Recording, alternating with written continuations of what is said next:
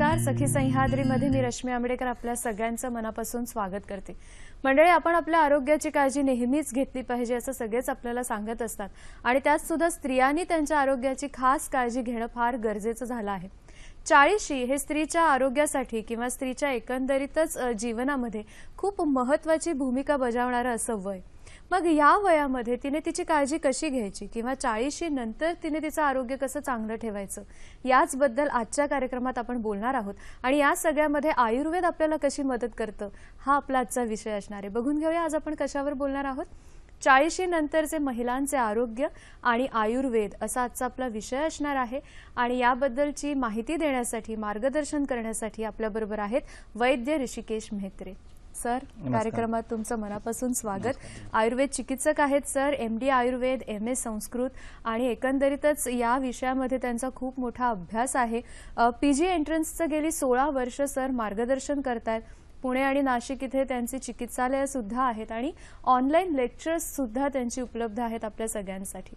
आपण त्याबद्दल सुद्धा बोलणार आहोतच. पण तुमच्या मनात सुद्धा प्रश्न असतील की 40शी नंतर महिलांनी आरोग्यामध्ये कोणत्या कोणत्या गोष्टीची काळजी घेतली पाहिजे आणि आयुर्वेद कशा प्रकारे मदत आपल्याला करतं, आम्हाला नक्की प्रश्न विचारा. त्यासाठी आपले दूरध्वनी क्रमांक आहेत 24908050, 24988050, 022 एसटीडी कोड आहे. मुंबई बाहेरून जी मंडळी फोन करणार आहेत त्यांच्यासाठी आणि मोबाईलवरून जी मंडळी संपर्क साधणार आहेत त्यांच्यासाठी.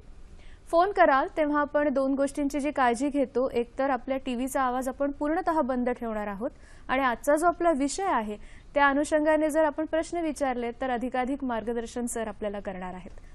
सर, पुन्हा एकदा कार्यक्रमामध्ये तुमचं स्वागत. नमस्कार. 40शी ही खूप महत्त्वाची अशी एक आपण म्हणूया एक गोष्ट असते प्रत्येकाच्याच आयुष्यामध्ये आणि स्त्रीच्या आयुष्यामध्ये तर त्याचं महत्त्व सगळ्यात जास्त आहे. मुळात महिलांच्या आरोग्याचे वेगवेगळे टप्पे कोणते आहेत आणि ते कशा कशा पद्धतीने बदलत जातात हाच पहिला प्रश्न आहे. आरोग्याची काळजी अगदी प्रत्येक क्षणी घ्यायला पाहिजे, कारण आरोग्यामुळेच आपण बाकी सगळ्या गोष्टींचा आनंद आणि आपली कर्तव्य पूर्ण करणे ह्या दोन्ही गोष्टी करू शकत असतो. केवळ स्त्रीच्याच वयाच्या टप्प्यांचा विचार करण्याआधी आयुर्वेद वयाचाच विचार कसा करतो असं पाहणं सुद्धा थोडं गरजेचं आणि रंजक सुद्धा ठरेल. की आपल्याला ते बऱ्याच जणांना या पद्धतीचं ज्ञान माहिती नसतं की आपल्या शास्त्राने दिलेले ते काय आहे ते पहा. आपण स्लाइड बघणार आहोत का? त्या स्लाइड मध्ये आपण दाखवलेलं आहे ते पहा. पूर्वीच्या काळी माणूस हा 120 वर्ष जगेल असं म्हटलं जायचं. नंतर आपण जीवेत शरदशतम असं म्हणतो आणि हल्लीच्या काळात जे वयोमान आहे ते 80-70च्या आसपास आलेलं आहे आणि आपल्या पिढीतली माणसं जर 60च्या पुढे गेली तर त्यांचा सत्कार करायला पाहिजे. आता ते 120चं जे गणित होतं ते साधारण 2-2.5 हजार वर्षापूर्वी लिहिलेलं आहे. स्लाइडमध्ये पहा, त्यांनी असं सांगितलेलं आहे की दर 10 वर्षांनी आपल्यातली कुठली ना कुठली गोष्ट ही कमी होत जाते. दशतो रसेल असं शेवटचं वाक्य. म्हणजे 10व्या वर्षी बालपण संपतं, 20व्या वर्षी शरीराची वाढ थांबते, 30व्या वर्षी तुमचा जो तारुण्याचा तजेला आहे तो थांबतो, 40व्या वर्षी समजून घेणं ग्रास्पिंग पॉवर ही संपायला लागते, 50व्या वर्षी त्वचेवरती सुरकुते येतात, 60व्या वर्षी दृष्टी जाते. असं त्या काळी होतं. आज मात्र आपल्याला चष्मा हा 40शीत लागतो म्हणून मी कंसामध्ये 40शी लिहिलेला आहे.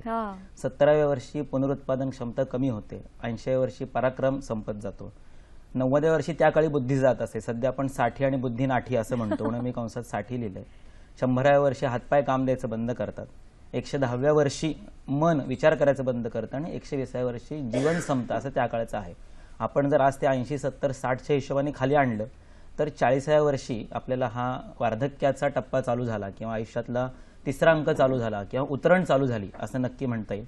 आणि म्हणून तो जो टप्पा आहे तो आपल्याला फार इंग्लिश भाषेमध्ये सांगायचं क्रुशल आणि मराठीत महत्त्वाचं मानायला लागेल. पण म्हणजे हे टप्पे जर आपल्याला पुन्हा एकदा साधायचे असतील तर योग्य प्रकारचं जीवनशैली असणं हे फार गरजेचं आहे. आपण त्याच्याकडे आपण वळणार आहोत, पण आपण स्त्रियांच्या आरोग्याचे जे टप्पे आहेत त्याच्याकडे येऊया. आता हे सर्वसामान्य 120 वयाचं विभागणी केली. आता त्याच्यापेक्षा चांगली विभागणी जी आहे ती दुसऱ्या स्लाइड मध्ये दिलेली आहे, ती पाहूया आपण की ती आपल्या कार्यक्रमाचं नेव्हिगेशन किंवा संचालन करू शकेल. असे की 0 ते 16 हा बालवय आहे, 16 ते 20 हा वृद्धी झपाट्याने वृद्धी होण्याचं, 20 ते 30 हा अगदी पीक पिरियड आयुष्यातला तारुण्य सळसळतं रसरस्त म्हणतात ते, 30 ते 40 हा एक प्लॅच्यू किंवा पठाराचा प्रदेश किंवा त्या स्थिरता असते, संपूर्ण शरीर हे तंदुरुस्त राहू शकतं आणि 40 नंतर हळूहळू परिहानी म्हणजे सर्व बाजूनी थोडी थोडी पडझड चालू होते आणि त्या काळी 70च्या पुढे ते वृद्ध म्हणतात, म्हणून मी 40 पासूनच एक लाल रेषा त्याच्या खाली मारलेली आहे. आणि सध्या आमच्याकडे वार्धक्याची लक्षणे जी आहेत ती 30व्या वर्षी लोक घेऊन येतात. 32 वर्षाचा पेशंट समोर असतो आणि असं वाटतं की त्यांनी 50शी गाठली की काय, इतकी ती परिस्थिती असते. म्हणून खाली मी त्याच्या 2 व्याख्या केल्या, त्याही आपण पाहूया. की जे गेलं की परत येत नाही ते तारुण्य, आणि जे आलं की परत कधीच जात नाही ते वार्धक्य. आयुर्वेदाची या वयाच्या बाबतीतची जी संकल्पना आहे ती पण पुढे आपण लिहिलेली आहे की बालवयामध्ये शरीरामध्ये जडणघडण होत असते, त्यामुळे पृथ्वी आणि जल ही 2 बांधणी करणारी महाभूत त्या काळात शरीरात प्राबल्याने काम करतात. म्हणून बाळ हे नेहमी किंवा लहान मुलं हे गुटगुटीत आणि सुंदर दिसतात. तारुण्यामध्ये तेज किंवा पित्त अग्नी महाभूत वाढतं, त्यामुळे राग येणं किंवा जोश असणं किंवा धडाका असणं, एखाद्या गोष्टीला जाऊन भिडणं, हा जो तीक्ष्णपणा असतो हा तारुण्यामध्ये असतो. आणि वार्धक्यामध्ये मात्र सगळ्या पोकळ्या तयार व्हायला लागतात, झीज होते आणि शरीरामध्ये वायू आणि आकाश म्हणजे पोकळी वाढण्याचं प्रमाण चालू होतं, की जे त्या काळी 70 नंतर होत असे, आता ते मात्र 40च्या आसपास पाहायला मिळतं. आता हे सर्वसामान्य स्त्री आणि पुरुष दोघांच्या बाबतीतले टप्पे झाले. बरोबर. पण अगदी स्त्रीच्याच बाबतीत बोलायचं झालं तर ते मात्र पुढच्या भागात त्यांनी लिहिलेलं आहे, ते पाहूया आपण. स्त्रीच्या शरीराचे मुख्य जे वयाचे जे 2 मुख्य भाग पडतात ते म्हणजे 12व्या वर्षी पाळी सुरू होते. बरोबर. त्याला पाळी येणं किंवा न्हाण आलं, पदर आला किंवा हल्लीच्या इंग्लिश भाषेमध्ये त्याला मेनार्क असं म्हणतात. आणि पाळी बंद जी होते ती 50व्या वर्षी होते असं आयुर्वेदशास्त्र सांगतं. पण हल्ली ती 45च्या आसपास, कधी कधी 40च्या आसपास बंद होते किंवा त्याच्या आधी सर्जरी करून गर्भाशय काढल्यामुळे त्याच्या आधी ती आर्टिफिशियली बंद करता येते. असं आहे. तर 3 मुख्य टप्पे 0 ते 12 हे लहान मूल, मुलगा मुलगी काही असो ते सारखंच असतं. 12व्या वर्षी स्त्रीची पाळी आली की ती स्त्री या अवस्थेमध्ये संक्रमित होते आणि 50व्या वर्षी तिचं स्त्रीत्व म्हणजे पुनरुत्पादन क्षमता संपते. आता या 12 ते 50 मध्ये अजून एक महत्वाचा टप्पा असतो, तो म्हणजे गर्भिणी. की मुलं होण्याचं जे प्रमाण आहे ते पूर्वीच्या काळी 10-12 मुलं होत असत. आमच्या वरच्या पिढीमध्ये म्हणजे आमच्या आईच्या पिढीमध्ये 4-5 मुलं होत असत. हल्ली आमच्या पिढीमध्ये, आपल्या पिढीमध्ये 1 किंवा 2 वरती थांबण्याचा विचार चालू दिसतो. मला तर अशी भीती वाटते की पुढच्या पिढीमध्ये कदाचित मुलं होऊच नाहीत की काय अशी मानसिकता येईल. त्याला डिंक फॅमिली असं म्हणतात, म्हणजे डबल इन्कम नो किड्स अशी परिस्थिती आहे. तर हे जे 3 टप्पे आहेत आणि मधला जो टप्पा आहे तो चॉईसचा असतो, म्हणजे गर्भधारणेचा टप्पा जो आहे तो नैसर्गिक 12 आणि 50 येणं आणि जाणं पाळीचं, आणि मधले टप्पे जे आहेत ते गर्भिणी अवस्थेनुसार ठरतात. बर. पण आता हे तुम्ही टप्पे सांगितलेत आणि आपण निरीक्षण करतो आहोत स्लाइड्सनुसार की जे पूर्वी सांगितले होते त्याच्या खूप आता आधी यायला लागले आहेत. मग कोणत्या अशा गोष्टी आहेत की ज्याच्याकडे आपलं दुर्लक्ष होतंय आणि खरं तर त्याच्याकडे सगळ्यात जास्त लक्ष दिलं पाहिजे? मुख्य जी गोष्ट आहे की आपण हे विसरून गेलेलो आहोत की आपण प्राणी आहोत. आपण प्राणी आहोत हे विसरलेलो आहोत. आणि एडिसन नावाच्या महान शास्त्रज्ञाने इलेक्ट्रिसिटीचा शोध लावल्यामुळे आपला दिवस संपण्याची जी वेळ आहे ती 6 पासून हळूहळू 9, 10, 11, 12, 2 इथपर्यंत वाढत चाललेली आहे. त्यामुळं नैसर्गिक विश्रांती हा जो भाग आहे किंवा शारीरिक घड्याळ ज्याला बायोलॉजिकल क्लॉक म्हणतात ते आपण इतकं बिघडवून ठेवलंय की ते पुन्हा निस्तरणं हे थोडंसं जिकिरीचं होणार आहे. पुढच्या काळात तर अजूनच जिकिरीचं होईल. त्यातला अजून एक जो स्त्रीच्या बाबतीतला भाग आहे यातला हा असा आहे की आधुनिकतेच्या नावाखाली म्हणूया आपण की जी नैसर्गिक गोष्ट आहे त्याच्याकडे दुर्लक्ष होतं. थोडंसं याच्यावर वाद असू शकतात. मी माझं हे एकीय मत किंवा आयुर्वेदीय शास्त्राचं मत किंवा आपल्या संस्कृतीचं धोरण या 3ही अर्थाने मी हे मत मांडू इच्छितो. एकदा आपण स्लाइडकडे पुन्हा लक्ष देऊया. याच्यामध्ये असं आहे की साधारणतः 12 ते 50 म्हणजे 38 वर्ष स्त्रीला पाळी येते. 38 वर्षामध्ये दर महिन्याला पाळी येते, म्हणजे 12 महिने गुणिले 38 इतक्या ती पाळी येते. आणि पाळीला साधारणतः 3 ते 5 किंवा ऍव्हरेज 4 दिवस आपण धरतो. तर 38 गुणिले 12 गुणिले 4 1824 दिवसांची विश्रांती ही त्या काळी स्त्रीला मिळत असते. मागच्या पिढीपर्यंत की शिवाशिव, सोहळं, शिव नको, बाजूला बस, उलटा तांब्या, वाटेल ते अनेक प्रकारे त्याचं संबोधन केलं जायचं. पण त्या काळात ती सामाजिक विश्रांती देण्याची व्यवस्था ही आमच्या पूर्वजांनी स्त्रीसाठी केली होती. आपल्या पूर्वजांवरती जो काही असा आरोप होतो की त्यांनी स्त्रीला खूप बंधनात ठेवलं, तिला उपभोग्य वस्तू समजलं, तिचा आदर, असं काही नाहीये. खरं तर त्या सामाजिक परिस्थितीमध्ये उभं राहून आपण जर तिकडे पाहिलं तर आपल्या पूर्वजांनी स्त्रीची काळजीच घेतलेली आहे असं मला ठामपणे सांगावं असं वाटतं. ती काळजी त्यांनी या पद्धतीने घेतली. मला एक साधं उदाहरण द्यायचं की समजा आपल्याला करंगळीला असं थोडंसं काहीतरी कापलं तर आपण ती करंगळी असं जपण्याचा प्रयत्न, हे लागेल मला असं जपण्याचा प्रयत्न करतो. आणि जी स्त्री सलग 4 दिवस रक्तस्राव होत असते ती आयुर्वेदा दृष्टीने व्रणी आहे, जिला व्रण झालेला आहे अशी ती व्रणी आहे. मग तुम्ही करंगडीच्या जखमीची जर काळजी घेणार असाल तर त्या व्रणी स्त्रीची काळजी घ्यायला नको का? आणि ती जर घ्यायला हवी असेल तर त्या काळी मागच्या पिढीमध्ये घरामध्ये नंदा, जावा, भावजया, सासू ह्या सगळ्या मिळून स्त्रिया तिला जर असं म्हणलं असतं नाही तिला विश्रांती दे, तर त्या स्त्रीला दिली असते का त्यांनी? नक्कीच दिली. सर, तुम्ही खूप महत्त्वाच्या गोष्टीवर बोलताय. आपण ही चर्चा सुरू ठेवूया तशीच, पण आधी एक फोन घेऊया. मेधा पिंपळे आपल्याशी बोलतायत. नमस्कार मॅडम. नमस्कार, मी कल्याणहून मेघा पिंपळे बोलते आहे. बोला.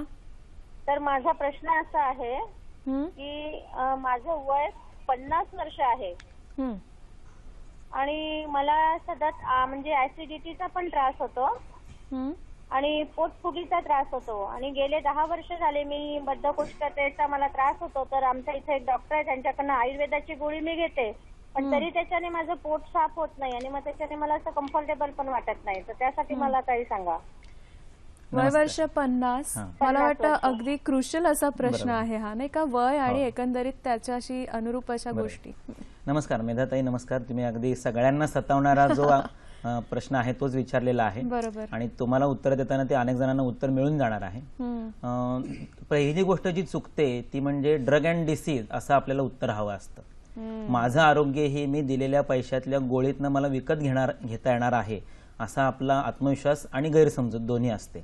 तर जितक्या लवकर आपण ह्या ड्रग अँड डिसीज मधनं बाहेर पडू तेवढं चांगलं. आयुर्वेदाची जी मांडणी आहे ती औषधान्न विहाराणाम उपयोगम सुखावहम, म्हणजे औषध, अन्न आणि विहार, विहार म्हणजे आपलं वागणं, याच्यावर तुमचं आरोग्य अवलंबून आहे. मग ते मलावरदाचा त्रास असो किंवा दम्याचा त्रास असो किंवा मोठा एखादा कॅन्सर सारखा आजार असो, जे काय आहे ते औषध, अन्न आणि विहार. त्यातलं अन्न आणि विहार हे तुमच्या हातात आहे, म्हणजे पेशंटच्या हातात आहे, ज्याला त्रास होते त्याच्या हातात आहे. औषध आमच्या हातात आहे. आणि औषध हे असं स्टेजवरून, कार्यक्रमातून प्रत्यक्ष रुग्णाला परीक्षण न करता सांगावं असं शास्त्राचं म्हणणं नाहीये. त्यांचं म्हणणं असं आहे, एक अपरीक्षित कार्यक्रमाचं पंचतंत्र आहे. त्यांचं म्हणणं असं आहे की कुज्ञातम कुपरीक्षितम कुश्रुतम कुपरीक्षितम, असं करू नये. तपासणी न करता कुणाला तरी असं औषध देणं हे सोपं वाटत असलं तरी ते योग्य नसतं. बरोबर. म्हणून मी तुम्हाला औषध, तुम्ही जे काही सांगितलं की मी आयुर्वेदिक गोळ्या घेते, तर आयुर्वेदिक गोळ्या असं काही नसतं. कुठल्याही झाडपाल्याच्या गोष्टी एकत्र केल्या म्हणजे तो आयुर्वेद होतो असं नाहीये. तर त्या औषधी योजनेमागं जर वातपित्त कफ, पंचमहाभूत, षड्रस यांचा विचार नसेल तर त्याला आयुर्वेदाची गोळी म्हणता येत नाही.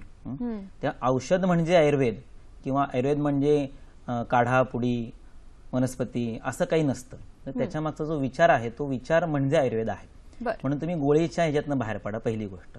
आता ही माझी बाजू झाली, मी तुमच्या बाजूने सांगतो की गोळी घेऊन माझं पोट साफ होईल असं जे तुम्हाला वाटतंय त्याचा अर्थ तुम्ही आपल्या इतिहासामध्ये तैनाती फौज नावाची गोष्ट शिकला असाल की इंग्रजांनी तैनाती फौजा आपल्या भारतीय राजांकडे दिल्या आणि हळूहळू त्यांची संस्थानं खालसा केली. का बरं असं झालं?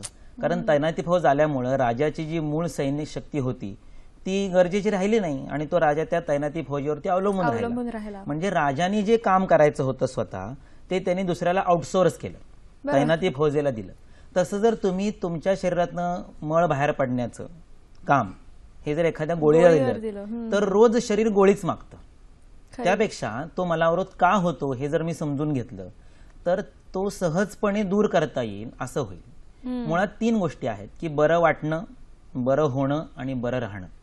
माझ्या 16 वर्षाच्या प्रॅक्टिसमध्ये मी माझ्या गुरुजींच्या आज्ञेनुसार ही कसोशीनी गोष्ट पाळलेली आहे की पेशंट नुसता त्याला बरं वाटणं आणि बरं होतं या स्टेजला न राहता तो बरा राहिला पाहिजे.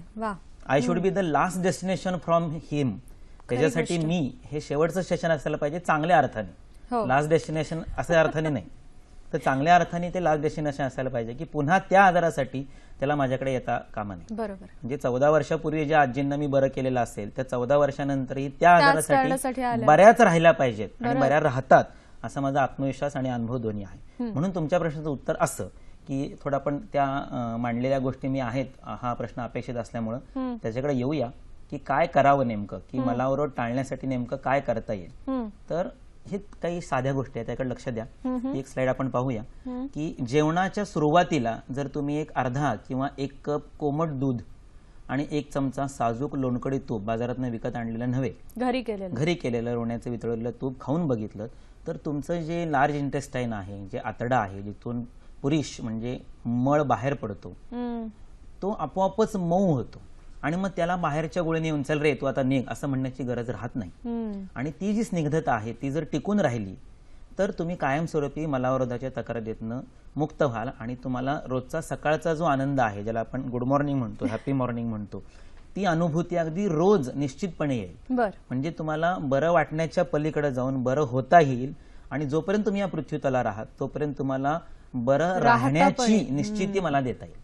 आता काही लोकांना दूध नाही आवडत, तूप नाही आवडत, मग काय करायचं? तर त्यांच्यासाठी आम्ही पुढचा एक ऑप्शन दिलेला आहे, तो पहा. आता स्लाइडमध्ये आम्ही तो दिलेला आहे की तुम्ही पाण्यामध्ये भिजवलेले काळे मनुके साधारणतः आपल्या मगदुराप्रमाणे 10 किंवा 20 हे खावे. हे भिजवलेले मनुके जे असतात ते 12 तास भिजवायचे. म्हणजे मला जर संध्याकाळी 8-9ला जेवण घ्यायचं असेल तर मी सकाळी 8-9ला न विसरता मोबाईलवरती अलार्म लावून, मोबाईलवरती एखादी रिंगटोन लावून तो भिजवण्याचा कार्यक्रम करावा. आणि रात्री जेवायच्या सुरुवातीला ते काळे मनुके, बेदाणे नव्हे, सीडलेस द्राक्षांचे ब्राऊन छान छान दिसणारे बेदाणे मिळतात ते नाही, टचटच्ड बी असणारे, वाईट दिसणारे काळे मनुके भिजवून ते खावे. तर हे अतिशय गोड, मृदू, स्निग्ध असल्यामुळे ते सकाळी तुम्हाला ती अनुभूती देतील. आता ज्यांच्या घरात मुळात डायबिटीस आहे, मग त्यांना तेवढे काळे मनुके खाल्ले तर शुगर वाढेल अशी एक भीती असते. मग त्यांनी काय करावं? तर त्यांच्यासाठी आम्ही तिसरा एक ऑप्शन दिलेला आहे, तो आपण पाहूया. की मला नाही बाबा, मला दुधाचा वास आवडत नाही, तूप मला सहन होत नाही, 12 तास भिजलेले काळे मनुके मला काही शक्य नाही. मग साधं एक काम करा तुम्ही की 1 चमचाभर साजूक तूप आणि त्याच्यामध्ये 1 किंवा 2 चिमूट खडं मीठ किंवा सेंधव मीठ, आता सध्या येतं ते फ्री फ्लो मीठ नव्हे, खडं मीठ किंवा सेंदेलोण ज्यांना म्हणतात ते मीठ आणि 1 चमचाभर तूप असं जेवायच्या आधी खान त्याच्यावर 1 कपभर गरम पाणी, चहा इतकं प्या की तुम्हाला दुसऱ्या दिवशी सकाळी ती अनुभूती येईल की अरे गोळीपेक्षा मला हे बरं वाटते, कारण माझं राज्य मी चालवते, मी तैनाती फौजेकडे, बाहेरून आलेल्या गोळीकडे हे काम दिलेलं नाहीये. आणि शेवटचा उपाय, समजा नाही मला तूप आणि मीठ सुद्धा नाही खायचंय, कारण कसं आहे व्यक्ती तितक्या प्रकृती, त्यामुळे तुम्ही मला हे आवडत नाही ते आवडत नाही असं म्हणणार, तर आमच्याकडे जे पेशंट येतात ते अशा प्रकारचे अनेक कोडी आम्हाला घालतात. म्हणून हे 4ही गोष्टी मी तुमच्यासमोर ठेवतो. चौथी एक सोपी गोष्ट आहे ती म्हणजे अशी की एक साधारणतः 1 किंवा 2 आमसूल ही चोखून खावीत आणि त्याच्यावर तेवढाच गुळ, साधारणतः 1 इंचभर किंवा 2 इंच गुळ हा तुम्ही चघळून संपून टाका आणि कपभर गरम पाणी प्यावून लगेच जेवायला बसा. तर हे 4ही उपाय, दुधाचा असो, मनुक्यांचा असो, तूप मिठाचा असो किंवा गुळाचा असो, हा सगळा जेवणाच्या सुरुवातीला पहिल्या घासाला, अर्ध्या तास 15 मिनिटं आधी नाही, पहिल्या घासाला करायचं. असं केलं की तुम्हाला उद्या सकाळचा जो आनंद आहे तो नक्की मिळेल. आणि याच्या मागे शास्त्र आहे की त्या आतड्याला आलेला कोरडेपणा जो आहे त्यामुळे ते मळ पुढे सरकत नाही. समजा तुमच्या रस्त्यावर खड्डे पडले असतील तर गाड्या लवकर पुढे जात नाही, ट्रॅफिक जाम होतं. पण रस्ता जर अगदी स्मूथ असेल, खड्डा विरहित असेल, वन वे असेल, डिवायडर केलेला असेल तर गाड्या अगदी सरळ जातात. तर आपला रस्ता खड्डा विरहित करण्यासाठीचे हे 4 मार्ग मी तुम्हाला सांगितले. आणि हे कायमस्वरूपी सर प्रॅक्टिसमध्ये नाही, काही कसं असतं की कायमस्वरूपी शरीराला काही लागत नाही. समजा पटरीवरनं गाडी खाली उतरली, लोकलचे डबे घसरलेत रुळावरनं, तर ते रुळावर आणेपर्यंतच काम करायला लागतं, त्यानंतर रेल्वे स्वतःच्या वेगाने जाणार असते. मग नंतर मात्र पण मग आहारामध्ये आपल्याला व्यवस्थित काळजी घेऊनच तशा पद्धतीने जर तुम्ही नेहमीच कुठला तरी एक स्निग्ध पदार्थ, गोड पदार्थ जेवणाच्या सुरुवातीला खाण्याची सवय ठेवलीत तर हे आपोआपच सुरळीत राहतं. म्हणून पूर्वीच्या काळी आपल्याकडे भात, वरण, तूप, लिंबू, थोडंसं मीठ असं सुरुवातीला घेण्याची पद्धत होती. भारतीय आहार पद्धती ही आरोग्याला टिकवणारीच आहे. आपण त्याच्याबद्दल बोलूया, आहाराबद्दल. मगाचा आपला जो मुद्दा होता की गोष्टींकडे दुर्लक्ष होतं, पण त्याच्याकडे लक्ष दिलं पाहिजे. आणि मग बदलत्या जीवनशैलीबद्दल पण सर आपण त्याच्याशी जोडून घेऊया. आता आपण बदलत्या जीवनशैलीमध्ये, मला वाटतं मेधा ते तुम्हाला तुमचं उत्तर मिळालं असेल आणि अनेकांनाही त्यांचं उत्तर मिळालं. बऱ्याच जणांचा हा जर प्रश्न असेल तर तुम्ही अगदी विस्तारित उत्तर दिलंय. आता बदलत्या जीवनशैलीमध्ये जे 2 मुख्य आपण चुका सध्या करतोय ते म्हणजे एक्सटेंडेड डे, की 8 तासाची झोप, 8 तासाचं आपलं स्वतःचं आवरणं आणि 8 तासाचं आपलं अर्निंगसाठीचं काम, असं खरं तर नैसर्गिक डिव्हिजन परमेश्वरांनी दिलेलं आहे. कुठलीही चिमणी, कावळा, साळुंकी असे जे पक्षी आहेत ते तुम्हाला 6:30-7 नंतर चिवचिव करताना दिसणार नाहीत, पण आपला मात्र ड्युटीवात हा 12-1-2 पर्यंत चालतो. ही जी नैसर्गिक विश्रांतीची वेळ आहे, रोजची 6 ते 8 तासाची आपण वाया घालवतो, ती शरीरावरती चुकीचे परिणाम करते. जी विश्रांतीची वेळ ही शरीर घडवण्यासाठी परमेश्वराने दिलेली आहे, ती आपण त्या काळातही त्याची झीज चालूच ठेवतो. आणि ती कुठपर्यंत चालू राहते तर 40 पर्यंत चालू राहते, कारण तोपर्यंत शरीर हे भक्कम असतं, स्थिर असतं. त्यामुळे तुम्ही केलेले सगळे अत्याचार इंटेलेक्च्युअल किंवा फिजिकल सोशल सगळे ते सहन करतं आणि 40ला मग ते हात वर करतं की आता मी तुला तुझे केलेले अपराध हे व्याजासहित परत देणार. जसं भगवंताने शिशुपालाला सांगितलं होतं की तुझे मी 100 अपराध सहन करणार, तसं शरीराने परमेश्वराने तुम्हाला 40 पर्यंत मी तुझे अपराध सहन करीन असं वचन दिलेलं आहे. 40 याचा अर्थ त्या काळचं जे वार्धक्याची मर्यादा होती 70 ती, आजची आपण ती 40 धरतो म्हणून 40 पर्यंत असं म्हणूया. फार छान उत्तर दिलं. पुनर्वसू आत्रे नावाचे ऋषी होते, त्याला त्यांच्या शिष्याने विचारलं की जो तुम्हाला प्रश्न पडला तो की हे शरीर कशामुळे घडतं आणि या शरीराला रोग कशामुळे होतात, तर त्यांनी अतिशय गमतीदार उत्तर दिलं. त्यांनी कुठलंच त्याचं खरं उत्तर दिलंच नाही. ते म्हणाले ज्या गोष्टींच्या चांगुलपणामुळे शरीर घडतं त्याच गोष्टी जर चुकीच्या पद्धतीने घेतल्या तर रोग घडतात. आता म्हणजे काय हे तुमचं तुम्ही ठरवा. आपण ते ठरवण्यासाठी थोडा वेळ देऊयात, पण आपल्याला एक फोन आलाय. गीता बोलतात आपल्याशी नाशिकहून. नमस्कार गीता ताई. हॅलो. हो नमस्कार. मी नाशिकवरून रीता बोलते. नमस्कार. माझे वय 33 वर्ष आहे आणि 6 वर्षापूर्वी माझं संततीचं ऑपरेशन झालेलं आहे आणि त्याच्या अगोदर मी कॉपर्डी बसवलेली होती. तर ती कॉपर्डी बसवल्यानंतर माझ्या पाळीमध्ये खूपच चेंजेस आलेले आहेत. कारण पाळी 3 दिवसाची असते, त्याच्या अगोदर 3 दिवस मला स्पॉटिंग सुरू होतं आणि पाळी संपल्यानंतर सुद्धा 3 दिवस माझं स्पॉटिंग चालू असतं. अशी सलग आठवडाभर माझी पाळी सुरू असते. तर याच्यावर काही आयुर्वेदात उपाय आहे का हेच विचारायचं होतं सरांना. थँक्यू. धन्यवाद. गीताताई, हा एक म्हणजे अगदी स्त्री सुलभ प्रश्न आहे. प्रत्येक स्त्रीला या प्रकारचा त्रास हा आयुष्यात केव्हा ना केव्हा होतो आणि जसं जसं हे वय वाढत जातं तसा हा त्रास नक्कीच असतो. याच्याबरोबर कंबर दुखणं, अतिशय रक्तस्राव होणं, त्यामुळे थकून जाणं, त्यामुळे चिडचिड होणं, या प्रकारच्या गोष्टी होत असतात. किंवा वेगवेगळे आपण म्हणतो ना की पाळी सुरू होण्या अगोदर प्रत्येक स्त्रीचे हे जे सगळे सुरू होण्या आधीची जी प्रक्रिया त्याच्यामध्ये खूप बदल दिसतात. काही जणांचे पाय दुखतात, काही जणांचे मूड स्विंग्स ज्याला आपण म्हणतो तसं होतं. त्याच्याच पण अनुषंगाने सांगा. आता यामध्ये काय होत असतं की शरीरातला जो गर्भाशय नावाचा भाग आहे त्याच्यातून बाळ येण्यासाठी जी तयारी केलेली असते, ज्याला इंग्रजी भाषेमध्ये एंडोमेट्रियम म्हणतात, ती गोष्ट आता बाळ येणार नाही असं नक्की झालं की पाळीच्या शेवटच्या 14 दिवसामध्ये ते झटकून काढण्याची, त्याला सिक्रेटरी फेज असं म्हणतात, ती तयारी सुरू होते. आणि हा शास्त्रीय दृष्टीने 3 दिवसाचा काळ असतो. आपण आता सामायिक होतो 4 दिवसाचा समजतो. ज्या अर्थी तुम्हाला ते 4-5 दिवस आधी स्पॉटिंग होतं आणि पाळीचे दिवस गेल्यानंतरही 4-5 दिवस पुन्हा ते चालूच राहतं. याचा अर्थ याला आयुर्वेदामध्ये अतिरक्तस्राव झाला किंवा याच्या मागे पित्त, रक्त, अग्नी महाभूत, उष्णता साध्या भाषेमध्ये किंवा आजच्या सोप्या मराठीमध्ये अंगामध्ये हीट खूप आहे असं त्याला म्हणतात. तर त्याची कारणं तुम्ही आधी शोधा. म्हणजे नुसतं अंगावर रक्त जाते म्हणून तुम्ही ते थांबवण्याचा प्रयत्न कराल तर ते रक्त जाण्याचा दुसरा मार्ग शरीर शोधतं. हे जे काही असतं की शरीरातून रक्त बाहेर पडते तर तुमचा तो गर्भाशयाचा भाग कदाचित थोडासा वीक आहे, अशक्त आहे, म्हणून ते जी शरीरातली उष्णता आहे ही त्या मार्गाने बाहेर पडण्याचा प्रयत्न करतो. समजा तुम्ही ते थांबवण्याचा तिथे प्रयत्न केलात तर ते तिथून थांबेल आणि दुसऱ्या मार्गाने कदाचित संडासवाती मूळव्याधी वाटे रक्त पडेल, कदाचित तोंड येईल, कदाचित तुम्हाला काविळीसारखा आजार होईल किंवा नाकावाटे रक्त पडेल. म्हणजे रक्त कुठल्या तरी वेगळ्या मार्गाने त्याचा बाहेर पडण्याचा मार्ग शोधून काढेल. त्याला विमार्ग गमन असं म्हणतात शास्त्रीय भाषेमध्ये.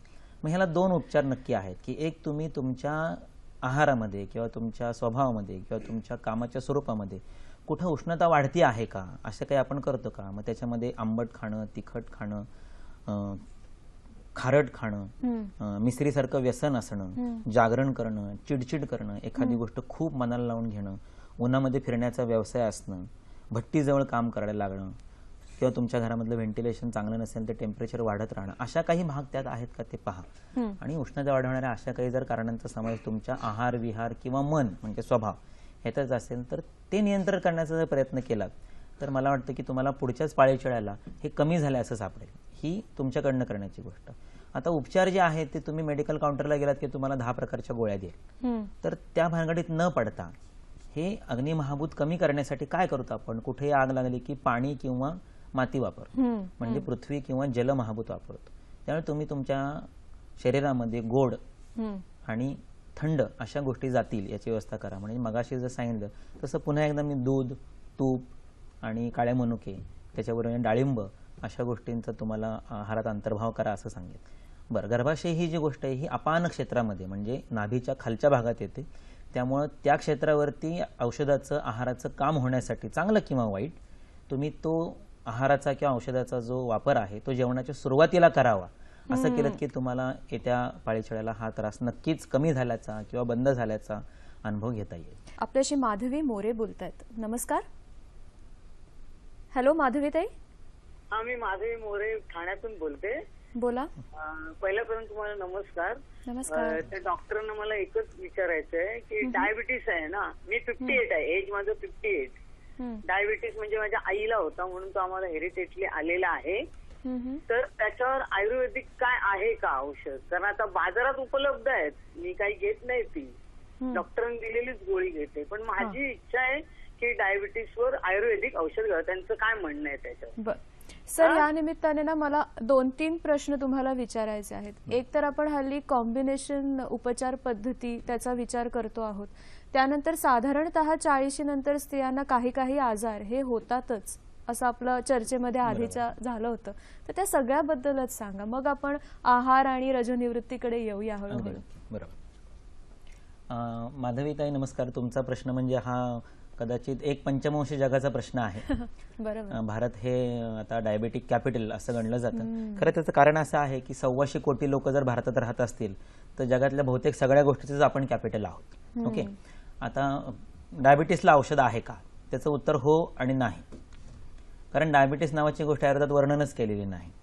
डायबिटीस नावाच्या गोष्टीचं जे काही भाषांतर केलं जातं प्रमेह म्हणून, तर प्रमेहाचं औषध हे शुगर कमी नाही करत, ही वस्तुस्थिती आहे.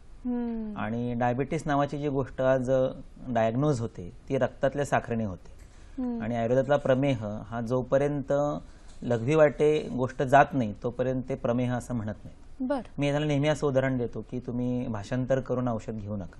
मला डायबिटीस आहे म्हणजे मधुमेह आहे, मग मधुमेहाला आयुर्वेदात कमी करणारी औषधं कुठली? मी कारल्याचा रस पितो, अमुक करतो तमुक करतो, त्याच्यावर मी डायबिटीसची मॉडर्नची गोळी घेतो. म्हणजे मॉडर्नच्या गोळीने शुगर कमी होणार, कारल्याने गोळी कमी शुगर कमी होणार. तुम्ही केव्हा तरी ती शुगर कमी होऊन खड्ड्यात पडणार. लोक म्हणणार पुरुष असेल तर दारू पिऊन पडल्यानंतर त्याच्याकडे कोणी लक्ष देणार नाही. तर पहिली गोष्ट असं की डायबिटीस म्हणजे प्रत्येक वेळेला तो प्रमेह किंवा मधुमेह असतो असं नाही. दुसरी गोष्ट असे की नाही असं का म्हणालो, कारण मॉडर्न शास्त्रानुसार सुद्धा डायबिटीस हा मित्राप्रमाणे असतो. तो आला की जात नाही, तो तुम्हाला मारत नाही, पण तो तुम्हाला जगू देत नाही. त्यामुळे त्याला सांभाळायला लागतो. याला याप्य असं म्हणतात. याप्य याचा अर्थ औषध देऊन बरा ठेवायचं. अच्छा. धरलं तर चावते आणि सोडलं तर पळते, अशी त्याची परिस्थिती असते. मग 2, 2.5, 3, 4, 5,000 वर्षापूर्वीच्या ग्रंथात सुद्धा प्रमेह हा याप्य सांगितलेला आहे. किंवा प्रमेहो अनुषंगिणाम. अनुषंगिणाम म्हणजे सतत बरोबर राहणारा. अनु म्हणजे माग, संग म्हणजे बरोबर राहणारा. त्यामुळं अशी अपेक्षा ठेवू नये की माझा जो काही आता डायबिटीस नावाचा आजार आहे तो उद्या मी इकडची गोळी बंद करून तिकडे आयुर्वेदाचं औषध घेतलं की तो उद्याच्या उद्या असं चमत्कारासारखं जाईल. मी पुन्हा एकदा तेच सांगणार की तुमच्या आरोग्याची जबाबदारी ही तुमची आहे. आम्ही फक्त पिक्चरमध्ये शूटिंग करणाऱ्या स्पॉट बॉयच्या जागी उभे आहोत. तुमच्या आरोग्याच्या सिनेमाचे खरे हिरो तुम्ही स्वतः आहात. त्यामुळे तुम्ही आरोग्य पैशाने विकत घेण्याचा प्रयत्न करू नका. आता डायबिटीसकडे येताना आपल्याला 2 गोष्टी लक्षात ठेवायला लागतील की डायबिटीस हा शुगरचा आजार नाहीये. तो शुगर मला न वापरता येण्याचा आजार आहे. बरोबर. ती जर शुगर तुम्ही स्वतः वापरू शकलात तर नुसती डायबिटीसची गोळीच काय तर चालू असलेले इन्शुरन्स सुद्धा बंद करता येत. आता माझ्याकडे सध्या असे एक रुग्ण आहेत की ज्यांच्या गेल्या कित्येक वर्ष 12 युनिट 3 वेळेला म्हणजे 36 युनिट इन्शुलिन चालू होतं, तरीही त्यांची शुगर ही 300-400च्या घरात राहत असे. त्यांना 6 महिन्यामध्ये हळूहळू त्यांची डायबिटीसची गोळी, इन्शुलिन बंद झालं. त्यांचं वजन 1 किलोनी घटलं नाही, म्हणजे ज्याला आपण प्रोटीन लॉस म्हणतो ते झालं नाही. पण त्यांना सांगितलेल्या आहाराने, त्यांनी केलेल्या व्यायामाने, त्यांनी केलेल्या सिन्सिअरिटीने ते आज संपूर्णतः दोन्ही प्रकारच्या औषधातून मुक्त होऊन ह्याचा जो नवीन पद्धतीचा एक आता पडताळा घेण्याचं युनिट आलेलं आहे ज्याला HbA1c म्हणतात, ते युनिट सुद्धा त्यांचं जे पूर्वी 7, 8, 9च्या आसपास असायचं ते आता 4.5च्या घरामध्ये येऊन पोहोचलेलं आहे. तर अशा प्रकारची मॉडर्नच्या दृष्टीने निदान असलेली डायबिटीस नावाची गोष्ट ही आयुर्वेदातल्या तत्वांनी समजून घेऊन ती बरी करता येते आणि ती बरी आहे असं पुन्हा मॉडर्नच्याच तज्ञांकडनं ते आपल्याला सिद्ध करून घेता येतं. सर, याच्याबद्दल पुढे बोलूया, पण एक इचलकरंजीहून फोन आहे आपल्याशी. छाया लाटकर बोलतात. नमस्कार छायाताई. मी बोलते लाटकर छाया, कोल्हापूर इचलकरंजीवरनं. हा, माझा असा प्रश्न आहे, माझे की नाही गुडघे दुखतात, मांडी घालून बसलं की नाही गुडघे दुखतात, उठता बसताना मला त्रास होतो. किती वय आहे आपलं मॅडम? आपलं वय माझं सांगा. वय 44 आहे. हम्म. हा, बर, ठीक आहे, बोलूया धन्यवाद आपण छायाताई. याच्याविषयी. आपण जी लिस्ट केली होती 4 अगदी, प्रमुख हां. आजार त्याच्यावरती 40 सगळं नंतर, बोलतायत, हां. त्याच्यावरच आपले सगळे प्रेक्षक येत येत आहेत. तर आपण आता ती Obvious आहे. स्लाइड दाखवूयाच की नक्की, कोणते असे 4 आजार आहेत की जे स्त्रियांना 40 नंतर भेडसावतात आणि त्याच्यावर उपचार शोधणं हे फार गरजेचं असतं. आता बघा, तुम्ही जो प्रश्न विचारलाय त्याचा आम्ही अगदी आधीच अपेक्षा ठेवल्यामुळे त्याचं आम्ही वर्णन इथं केलेलं आहे, ते आपण स्लाइडमध्ये बघूया. मी तुम्हाला ते लगेच लक्षात येईल की शरीरामध्ये अस्थी तयार करणारी जी यंत्रणा आहे त्याची 2 मुख्य मुळं आहेत. मुळं म्हणजे सोर्सेस आहेत, मेद आणि जघन. जघन म्हणजे मांडीचं मोठं हाड, ज्याला फिमरचं बोन असं म्हणतात ते. ओके. आणि 40ला नेमकं काय होतं, तिथे एक धरण बांधलं जातं. तुम्ही खालच्या ओळीत बघा की रस, रक्त, मांस, मेद, चालू राहते स्लाइड म्हणजे आपल्याला ते सांगता येईल सगळ्यांना समजावून, की रस, रक्त, मांस, मेद असे 4 धातू शरीरातले घटक हे वाढायला लागतात. तिथे एक धरण दाखवले आपण, भिंत बांधलेली आहे. आणि त्याच्या पुढचे जे 3 धातू आहेत, अस्थि, मज्जा आणि शुक्र, हे क्षीण होतात. तुम्हालाही माहिती आहे की धरण बांधल्यानंतर बॅकवॉटरला पाणी साठतं आणि पुढे मात्र सगळं कोरडं पडतं. तसं हे या वयात होतं. बघा, त्यामुळे काय होतं की मेद वाढल्यामुळं स्थूलता वाढते.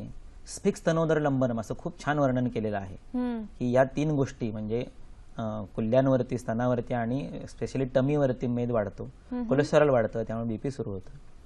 मांस वाढलं की थायरॉइड, गर्भाशयाच्या आणि स्तनामध्ये गाठी होतात. रक्त वाढलं की उष्णतेचा, आता मगाशी ताईंनी प्रश्न विचारला होता तसं उष्णतेचे विकार होतात, अधिक रक्तस्राव होतो. आणि रस वाढला की डायबिटीस, शुगर, आळस होतं. हे झालं मागचं बॅकवॉटर. आणि पुढे मात्र काय होतं, अस्थि, मज्जा, शुक्र हे घटत गेल्यामुळं तुमचा जो आजार आहे ते म्हणजे सांधे, मणके, हाडं, गुडघे, कंबर झिजतात, केस गळतात, दात हलायला लागतात. मज्जा म्हणजे डोळ्यांची शक्ती आणि इंद्रियांची शक्ती कमी होते. आणि शुक्र आपण ज्याच्यावर बोलतोय म्हणजे पाळी बंद होते, त्यामुळे नवनिर्मिती, शुक्र कमी झालं म्हणजे नवनिर्मिती होत नाही किंवा चुकीची निर्मिती होते, म्हणजे कॅन्सर सारखी गोष्ट होऊ शकते. अशा पद्धतीने 7 धातूंची विभागणी होते, 4 धातू वाढतात आणि शेवटचे 3 धातू, ज्यातला पहिला अस्थि आहे आणि तेच त्याचं मूळ स्थान आहे, म्हणून तिथं झीज होते, गुडघ्यांची झीज होते. आता त्याला काय करायला पाहिजे, त्याचं खरं उत्तर काय काय होतं हे आपण बघितलं, पण त्याच्यावरचे उपाय काय करायला पाहिजे ते बघा. काय आहे की गृहिणी जी असते ही आई या स्वरूपामध्ये उभं आयुष्य सगळं इच्छाशक्तीवर रेटते. हो ना.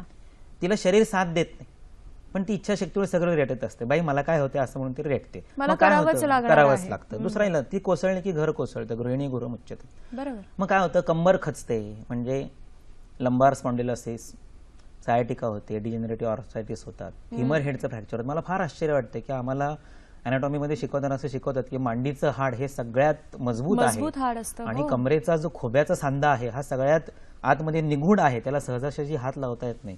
आणि नेमकं आजी बाथरूम मध्ये पडतात आणि त्यांचं कमरेच्या हाडाचं ते हेड आहे, फिमर हेड तुटतं. असं कसं काय होतं? त्याशिवाय मग खांद्याचं हाड का नाही तुटत की जे अगदी वरती आहे, ठिसूळ आहे, आडवं आहे.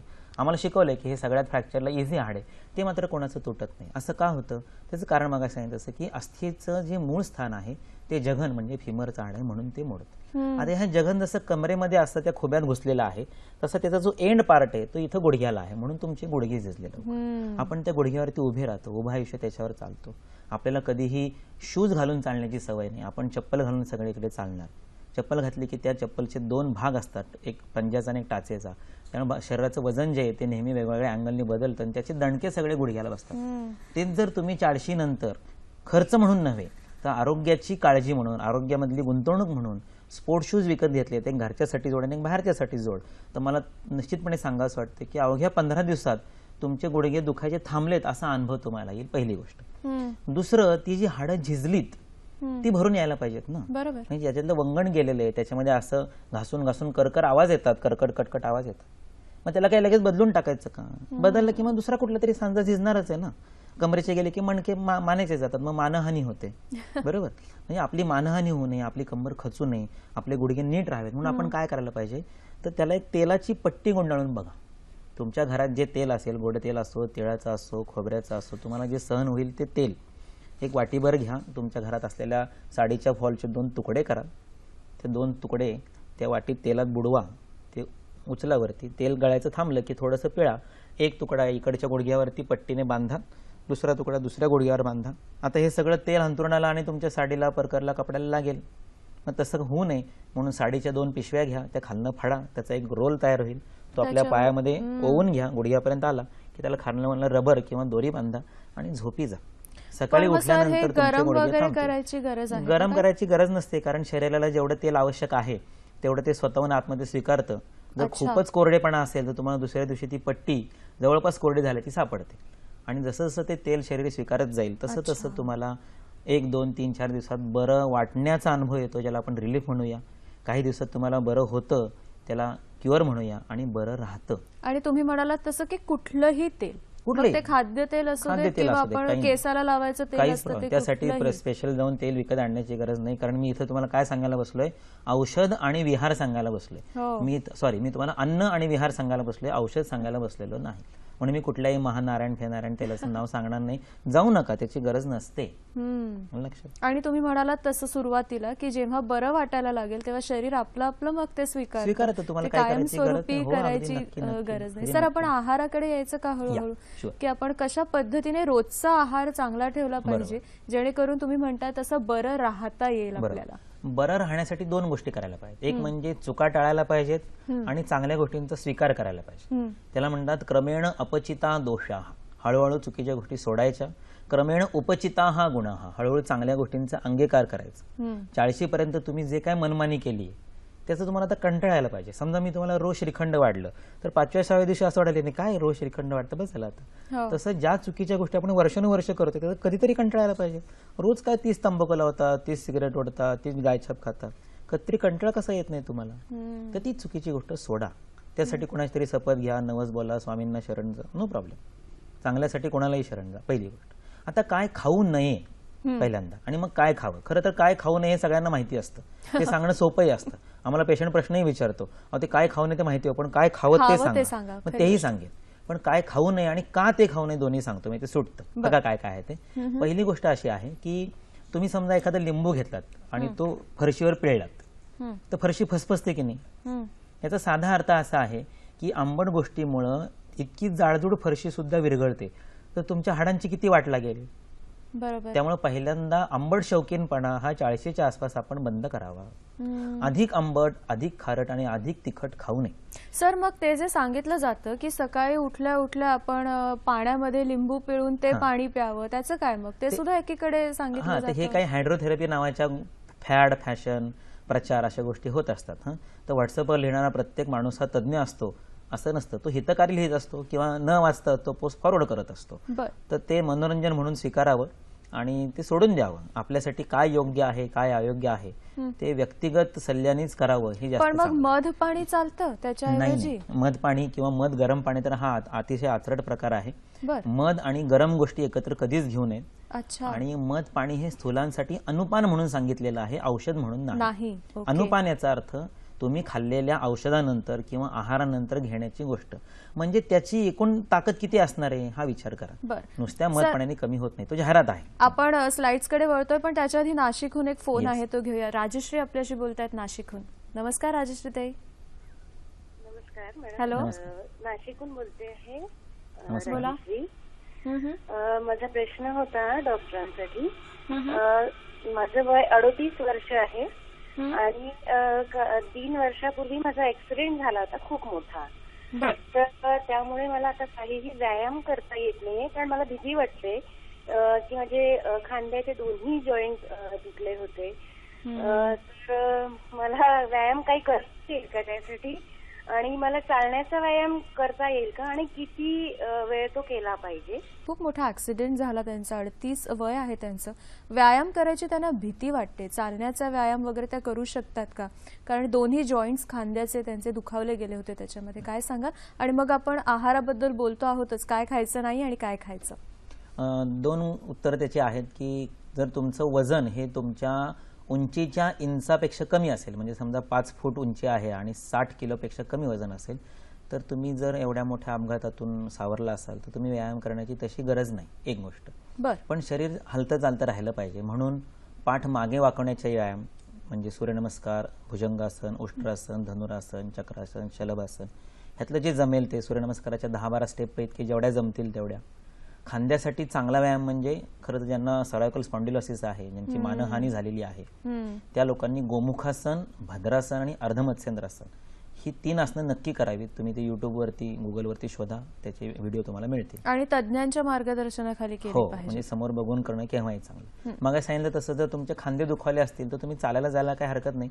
फक्त मातीच्या जमिनीवर चाला, पेवर ब्लॉकवरती किंवा कॉन्क्रीट किंवा सिमेंट रोडवर चालू नका. स्पोर्ट शूज घालून चाला, नी कॅप घालून चाला. अच्छा. समजा नाही चालायला जायचं, तेवढा वेळ आणि जागा उपलब्ध नाही, तर जेव्हा सकाळी उठता त्यावेळेला सरळ उतारणं झोपलेलं असायचं तसंच झोपा, पांघरून बाजूला काढा आणि हवेत एअर सायकलिंग करा. म्हणजे पाय वरती उचलायचे कमरेपासून आणि हवेत 3 वेळा पुढे 3 वेळा मागे, असा एक सेट. असे 10 सेट मारायचे, पाय खाली ठेवायचे, पुन्हा एकदा उचलायचे, पुन्हा 3-3चे असे 10 सेट खाली, असं 30 वेळा केलं की तुम्हाला 1 तास चालल्याचं समाधान मिळेल, तेवढे फायदे मिळतील. बरोबर. आणि स्त्री ही आयुष्यभर उभं राहून काम करते सध्या, पूर्वीसारखा तर खाली बसून स्वयंपाक बंद झालेला आहे. तर दिवसाच्या शेवटी आपले कुल्ले जे आहेत ते भिंतीला नेऊन चिटकवावेत आणि पाय भिंतीला स्ट्रेट काटकोनात वरती करावेत. एकदा अंगठ्याच्या लेवलला मुंग्या आल्या की इथलं सगळं जे रक्त आहे ते सगळं परत येतं आणि पाय दुखणं, पिंढऱ्या दुखणं हा जो सगळ्या स्त्रियांचा कॉमन प्रॉब्लेम आहे तो बऱ्यापैकी कमी होतो. याला सर्वांगासन असं नाव आहे, पण सर्वांगासन आधांतरी हवेत करणं हे थोडंसं कौशल्याचा भाग आहे. त्याशिवाय ते आधार घेऊन करावं, त्याचा इफेक्ट तेवढाच येतो. आपण खाण्याकडे वळतो आहोत, आहार, आणि मग त्याच्यानंतर रजोनिवृत्तीकडे आपण जाणार. आता आपण मगाशी सांगितलं की आंबट, खारट अशा गोष्टी शक्यतो खाऊ नयेत, कारण त्यांनी जी साधं बघा की आंब्याची बाट जी असते ती लोणचं घातलं की मिठामुळे खूप मऊ होऊन जाते, म्हणून खारट गोष्टी खाऊ नयेत. म्हणून मी स्पष्ट केलेलं आहे की भाजीमध्ये टोमॅटो घालणं बंद करावं. भारतामध्ये टोमॅटो गरजेचं नाही. साधी एक गोष्ट आहे की ज्या गोष्टीमुळे लहान मुलं वाढायचं थांबू शकतं तीच गोष्ट शरीराला आवश्यक असते. कारण टोमॅटो, सॉस, व्हिनेगर असल्या गोष्टींच्या मागे जागू नये. दही ताक खाऊ नये. फरसाण, वेफर, चीज, नमकीन अशा गोष्टी टाळाव्यात. तडका, पावभाजी, तंबाखू, मिसरी अशा गोष्टी टाळाव्यात. हरभरा बेसन म्हणजे समोसा, वडापाव अशा गोष्टी टाळाव्यात. मैदा म्हणजे बेकरी प्रॉडक्ट्स खाऊ नयेत, कधीतरी खावेत. हॉटेलची रोटी शक्यतो टाळावी. जमिनीखालच्या गोष्टी ज्या आहेत, बटाटा, साबुदाणा, या पचायला अत्यंत जड असतात, त्या खाऊ नयेत. कुकरमध्ये शिजलेलं अन्न खाऊ नये. याच्याशी शक्य झालं तर आपण बोलूया, पण या सगळ्या संदर्भातले जे काही इलॅबोरेट लेख आहेत किंवा प्रेक्षकांशी केलेले संवाद आहेत हे ऑनलाईन आपल्या वेबसाईटवरती तुम्हाला उपलब्ध आहेत. तर ते केव्हाही तुम्ही फ्रीमध्ये ऑनलाईन त्या ऐकू शकता आणि ते लेख तुम्हाला मराठीमध्ये स्ट्रेट डाउनलोड करून घेता. सरांची लेक्चर्स आहेत ती, आणि तुम्ही वेगवेगळ्या गोष्टींवर मार्गदर्शन केले. तर आपण त्या वेबसाईटचा ऍड्रेस जर आपल्या सगळ्या प्रेक्षकांना सांगितला तर बरं होईल. तर वेबसाईटचा ऍड्रेस पहा, www.mhetreayurved.com. तुमच्या समजण्यासाठी फक्त M आणि A हे कॅपिटल ठेवलेले आहेत. MHETREAYURVED.com. याच्यावरती जवळपास 130 पेक्षा लेख आणि 130 पेक्षा जास्त प्रेक्षकांशी केलेले संवाद सोप्या भाषेमध्ये अगदी 5-5, 10-10 मिनिटाच्या त्या गोष्टी आहेत, त्या तुम्ही ऐकू शकता. तुमची उत्सुकता नक्की त्यातनं शमन पावेल. आता काय काय खायचं, काय नाही ते सांगणं सोपं असतं असं पेशंट तुम्हाला म्हणतात. आता काय काय खावं, तर माझं स्पष्ट मत असं आहे की सात्विक, साधा भारतीय, आपण महाराष्ट्रात राहतो तर महाराष्ट्रीय आहार खावा. जे काही सध्या कार्बोहायड्रेट, फॅट, विटामिन या भाषेत बोललं जातं हे सगळं जे बोललेलं आहे ते रॉजर डेव्हिड जॉन मायकेल बोलतात. ते 4 डिग्री टेम्परेचरमध्ये युरोप अमेरिकेत बसतात आणि तिथून लिहितात. आपल्या काश्मीरमधल्या, पंजाबमधल्या माणसाला तुपात तळलेला मालपुआ आणि पराठा चालतो, पण जसं आपण विषववृत्ताकडे जातो तसं तामिळनाडूमधल्या माणसाला ते शक्य नाही, त्याला आंबवून खायला लागतं. आणि आपण महाराष्ट्रातली माणसं ही भाजून खातो. म्हणजे जसं टेम्परेचर हे वाढत जातं, आपण उत्तर दिशेकडनं दक्षिण दिशेकडे येतो, तसा आहार हा नक्की बदलतो. तो बदललाच पाहिजे. तो नाही बदलला तर 40 डिग्री टेम्परेचरमध्ये 4 डिग्री टेम्परेचरचा आहार उपयोगी ठरत नाही. म्हणून आपण ह्या 4 गोष्टी खाव्यात. त्या 1, 2, 3 क्रमाने दिलेल्या आहेत, त्या पाहूया आपण. पहिलं म्हणजे भाकरी, फुलका किंवा चपाती खावी. पचत असेल तर चपाती, नसेल तर भाकरी किंवा फुलका खावा. फुलका म्हणजे भाजून.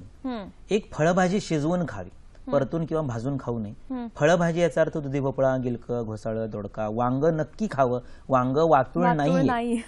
गवार खावी, भेंडी खावी. ह्या दोन्ही गोष्टी पोट साफ करतात. कारलं, कोहळा, शेवगा, फ्लॉवर चालतो. खरं तर हितभूक, मितभूक, अशाकभूक असं म्हटलेलं आहे वाग्भटाने. चांगलं खावं, कमी खावं. आणि अशाकभूक म्हणजे पानांच्या भाज्या खाऊ नयेत. काय सांगता, पानांच्या भाज्या खाऊ नयेत? हो, नक्की पानांच्या भाज्या खाऊ नयेत असं माझं ठाम विधान आहे.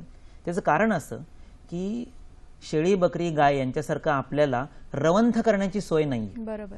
इतकी अवघड, पचायला अशक्य अशी फायबर असलेली गोष्ट आपण खाऊ नये 40 डिग्री टेम्परेचरमध्ये. 4 डिग्री टेम्परेचरमध्ये सगळं पचतं. सगळं पचल्यामुळे त्यांना फिकल मटेरियल टाकण्यासाठी पुरेश तयार होत नाही, मळ तयार होत नाही. म्हणून न पचणाऱ्या फायबरच्या, ग्रीन सॅलडच्या गोष्टी खाव्यात असं रॉजर डेव्हिड जॉन मायकेल सांगतो. सुनील अनिल चरक वाघभट सांगत नाहीत. म्हणून पानांच्या भाज्या खाण्याऐवजी फळभाज्या खाव्यात. फळं ही पूर्ण गोष्ट आहे, पान ही अपूर्ण आहे. म्हणून फळभाज्यांना प्राधान्य द्या. तुमचा सॅलडचा, फायबरचा, पोट साफ होण्याचा प्रॉब्लेम सुटलेला असेल. अच्छा. नक्की रोज एक डाळ खावी. पण कुठली डाळ खावी? तर मूग, मसूर किंवा चवळी खावी. मूग, मसूर हे अनपायी डाळी आहेत. मूग सगळ्यात चांगले हिरवे, मसूर 2 नंबरला, 3 नंबरला चवळी किंवा ज्याला राजमा म्हणतात ते शिजवून खावं, मोड आणून खाऊ नये. जे कन्व्हर्टिंग असतं ते वाईट असतं. म्हणजे बी नाहीये आणि झाड नाहीये म्हणजे मोड, ते वाईट आहे. दूध नाहीये, तूप नाहीये, ते म्हणजे दही ताक, ते वाईट आहे. उसाचा रस नाहीये, साखर नाहीये, पण काकवीच्या सारख्या मधल्या स्टेजमध्ये ते वाईट आहे. बीज नाहीये, पिल्लू नाहीये, पण अंडा आहे, ही मधली स्थिती आहे. जे मध्ये आहे, कन्व्हर्टिंग आहे, ते वाईट आहे, ते शरीर ऍक्सेप्ट नाही करत. सबब मोड आणून कडधान्य खाऊ नयेत, ती शिजवून खावीत. हरभरा, वाटाणा, तूर, मटकी, पावटा खाऊ नयेत. मटकीने पोटात कृमी होतात. हरभऱ्याने शुक्र क्षय होतो, म्हणजे चणकहा पुंस्तो नाशनहा. हरभरे खाल्ल्याने पौरुष कमी होतं. बघा सर, आपण एक फोन घेऊया. पुण्याहून कल्पना बोलतात आपल्याशी. नमस्कार कल्पना ताई. मला विचारायचे, माझ्या चेहऱ्यावर पूर्ण वांग आहे आणि पोड्या येतात आणि ते काळे डाग पडतात. आपलं वय काय कल्पना ताई? 43. हे पण तुम्ही धन्यवाद. अगदी सर, आपल्याकडे कमी वेळ आहे, शेवटची 4 मिनिटं. मी तुम्हाला 1च मिनिटात त्याचं उत्तर देतो. जरूर. आम्हाला अगदी असंच वाटलं होतं की उष्णता, काळवण्य हाही प्रश्न येणार, बटरफ्लाय सारखं असं वांग येते. त्याला सोपं उत्तर म्हणजे शमन नस्य करायचं. शमन नस्य याचा अर्थ काय? तर नाकामध्ये रोज 2 ते 9 थेंब तूप घाला. संध्याकाळी 6 ते 7:30 या वेळात, नाही जमलं तर रात्री झोपताना घाला. तूप हे पित्ताचं उत्तम औषध आहे. साधारणतः 42व्या दिवशी तुमच्या चेहऱ्यावर असलेली जी ही वांग आहे ती गेलेली असेल, फेडअप झालेली असेल, तेच 2 थेंब तूप तुम्ही तुमच्या त्या वांगावर पण लावा. त्यासाठी औषधाची गरज नसते. करून पहा आणि 4 मैत्रिणींना सांगा, म्हणजे त्याही तुमच्यासारख्या सुंदर होतील. सर, अगदी जाता जाता तुम्ही एकंदरीत ह्या आरोग्याबद्दल आणि आयुर्वेदाबद्दल काय सांगाल आपल्या सगळ्या प्रेक्षकांना? आपल्याकडे खूप कमी वेळ आहे. खरं तर खूप बोलण्यासारखं अजूनही आहे. अगदी खरं सांगायचं तर आदमी उतना कहता है जितना वो कह पाता है, कहने को बहुत ज्यादा है, अन कहा अधिक रह जाता है, अशी परिस्थिती आहे. तर सोपं सांगायचं तर 8 तासाचा आपला विश्रांतीचा भाग स्वतःला नक्की द्या. म्हणजे ते व्याजासहित पुन्हा तुम्हाला 40 नंतर द्यायला लागणार नाही. 8 तास मनापासून आपल्या कर्तव्यासाठी काम करा आणि 8 तास तुमच्या आवरेसवरेसाठी घालवा. असं 8 तासाचं एक डिव्हिजन करा. साधा सोपा पोळी भाजी वरण भात असा आहार दुपारी 1च्या आसपास नक्की घ्या, 3 नंतर नव्हे. संध्याकाळी 9च्या आधी नक्की घ्या. सूर्यास्ताच्या जवळपास घेणं चांगलं. सकाळी एक नाश्ता नक्की करा, कारण रात्री 9च्या जेवणानंतर दुपारी 1ला जेवेपर्यंत 18 तास पोट रिकामं राहिलं तर पित्त वाढत जातं आणि ऍसिडिटी सारखे विकार होतात. सर, आणि रजोनिवृत्तीसाठी तुम्ही अगदी थोडक्यात काय सांगाल? 1-1.5-2 मिनिटं आहेत. अगदी 1च मिनिटात सांगतो रजोनिवृत्तीसाठी. सगळ्यात महत्वाची गोष्ट म्हणजे की ज्या स्त्रीची रजोनिवृत्ती जवळ आली, म्हणजे मेनोपॉज जवळ आलेला आहे, तिच्या नवऱ्याने तिला आपली थोरली मुलगी म्हणून 5 वर्ष सांभाळावं, जपावं. म्हणजे आयुष्यात जे काही पुढची 15 वर्ष आपल्या आयुष्यात शिल्लक आहेत ती बायको आपल्याला आपला मुलगा म्हणून सांभाळेल याची खात्री बाळगा. आपल्या त्या 5 वर्षातल्या नाजूक अवस्थेतल्या बायकोला सांभाळण्यासाठी किमान तिला एक रोज डाळिंब सोलून दाणे स्वतः खायला द्या. नाही जमलं तर आवर्जून एक फोन करा, एक व्हॉट्सअपवर कॉपी पेस्ट न केलेली पोस्ट टाका, तू खाल्लंस का म्हणून. नसतेस घरी तू हे गाणं एकदा स्वतः नीट ऐका आणि ते स्वतः लावून घ्या. 2 जिस्म मगर एक जान है हम, हे असं नक्कीच असतं, कारण त्याला सेक्शुअल गरज संपलेली असते. सहवास सोबत हीच जास्त गरज असते.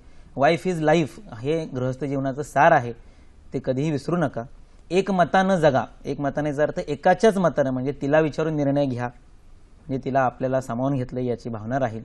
आणि it's her way or no way असं लक्षात ठेवून आयुष्य सुखाने जगा.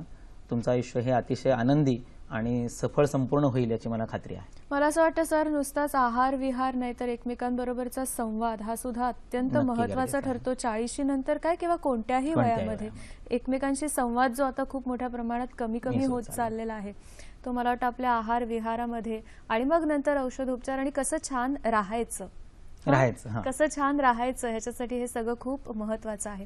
आजचा कार्यक्रम कसा वाटलाय आणि इतरही आपले कार्यक्रम तुम्हाला कसे वाटतायत हे तुम्ही आम्हाला फोनच्या माध्यमातून पत्रातून कळवताच, पण त्या व्यतिरिक्त सुद्धा आणखीन 2 अशी ठिकाणं आहेत. एक तर तुम्ही फेसबुकला आमच्या या पेजला व्हिजिट करू शकता आणि आम्ही मेल सुद्धा आहे आमचा, तिथे सुद्धा तुम्ही मेल पाठवू शकता. www.facebook/sakhisayhadri.dd हे आपलं पेज आहे, व्हिजिट करा तिथे. आणि आपला ईमेल आयडी आहे sakhisayhadri@gmail.com. फॉर्म.